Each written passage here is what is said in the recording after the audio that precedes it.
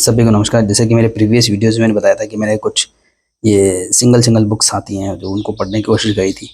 तो इस सेट में भी मैंने 4 किताबें पढ़ी थी और इसमें भी 4 पढ़ी थी। तो उनका रिव्यू की सोच रहा था। तो इसमें सबसे पहले जो आती है वो आती है ये 2 मैंने पढ़ी थी। 2 पार्ट का सीरीज़ था CNN और बेनकाब। तो इसमें क्या होता है कि ये एक ऐसा कैरेक्टर है जैसे दिलीप चोपड़ी जी का चित्रांकन थोड़ा अजीब सा ही आपको लगेगा। थोड़ा-सा एक अलग ह्यूमन एनाटॉमी को भी थोड़ा अलग सा ही बनाते हैं वो काफ़ी। ठीक है, उस समय के हिसाब से ठीक अच्छा लगता है यार। तो CNN ये है, मतलब ये एक्चुअली CNN का मतलब होता है जो क्राइम न्यूज़ नेटवर्क कुछ ऐसा कुछ करके होता है। इसका काम होता है पूरी इन्फॉर्मेशन इसके पास में होती है और ये इन्फॉर्मेशन से ही पैसा कमाता है। जो आज के उस टाइम पे तो शायद इतने अच्छे से हम नहीं समझ सकते थे जब 1998 में आई होगी, लेकिन आज हम इस बात को बिल्कुल क्लियरली समझ सकते हैं। इसके लिए आप समझने की जरूरत नहीं कि इन्फॉर्मेशन से क्या क्या हो सकता है। सीक्रेट इन्फॉर्मेशन होती हैं, ये वो तो सभी अपराधियों की भी इन्फॉर्मेशन होती है, सभी की होती है। तो सारे वो शुरू में कुछ प्रस्तावना सी आती है।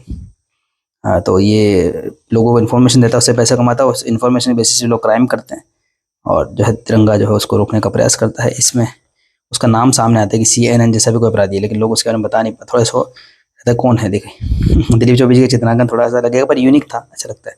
तो ये अपने क्लाइंट को बता रहा था कि मैंने इन्फॉर्मेशन दे दी, अब वहाँ पे आके तिरंगा ने आ गया तो मेरे से कोई लेना नहीं। और जैसे एक क्राइम कोर्ट वगैरह में नहीं होता कि सारे विलेन इकट्ठे हो जाते हैं, तो वहाँ पे सारे विलेन इकट्ठे होते हैं क्योंकि ये बहुत इंपॉर्टेंट चीज़ है।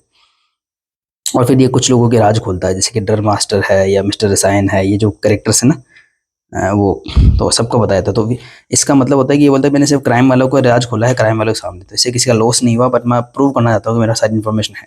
तो सब बोलते हैं ऐसी बात है तो तिरंगा ये करो ना, आप हम जितना चाहे पैसा ले लो। बोले मंजूर है। बहुत ज़्यादा अमाउंट बताता है, कितना 50 करोड़ रुपए, और ये 1998 की बात बता रहा हूँ, 50 करोड़ रुपए।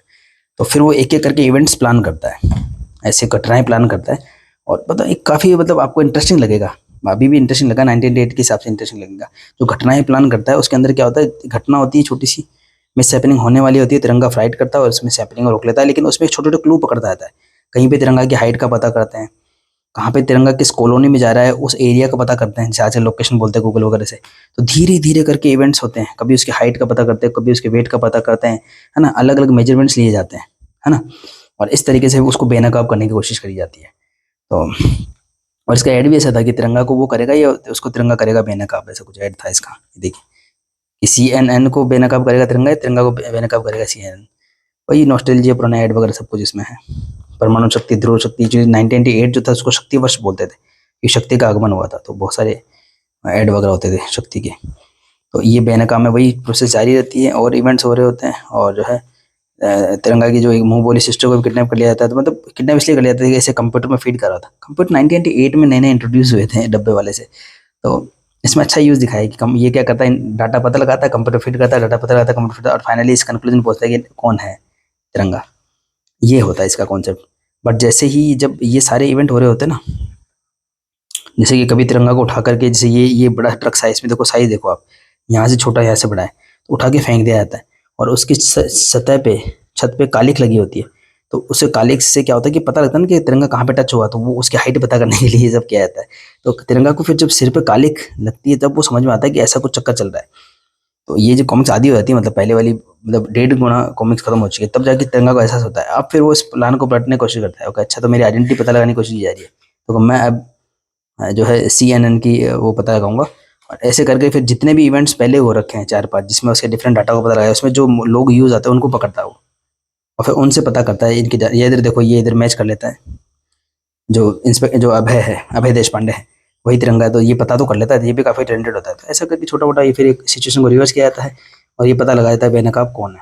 पर इसमें ना बेनकाब में क्या कोई पॉलिटिशियन ऐसे लोग मिलते हैं, लेकिन इनकी बॉडी वगैरह जैसे बनाते हैं ना, वो अनरियलिस्टिक बनाते थे दिलीप चौबे जी। हालांकि कैरेक्टर लगते थे इंटरेस्टिंग जो है, तो वो पता करके सब कर लेता है। यार देखो आप, ये कितने अच्छे कैरेक्टर यहाँ बनाए हुए थे। तो इस तरह देशभक्ति से और थोड़ा जासूसी, थोड़ा ऐसे इवेंट को मिला करके ये 2 पार्ट की स्टोरी बनाई। तिरंगा में ऐसा अच्छा लगता था, तिरंगा के अंदर जो स्टोरी में थोड़ा थोड़ा डिटेक्टिव टाइप का लगता था, तो इंटरेस्टिंग लगती थी और आपको बांधे रखती थी। पर प्रॉब्लम ये होती थी कि 2 पार्ट की सीरीज होती थी ज़्यादातर, और उसका नेक्स्ट पार्ट मिलता नहीं था, वो सबसे बड़ा एक वो रहता था। तो आई होप आपको मेरा छोटा सा वीडियो मेरा पसंद आया होगा।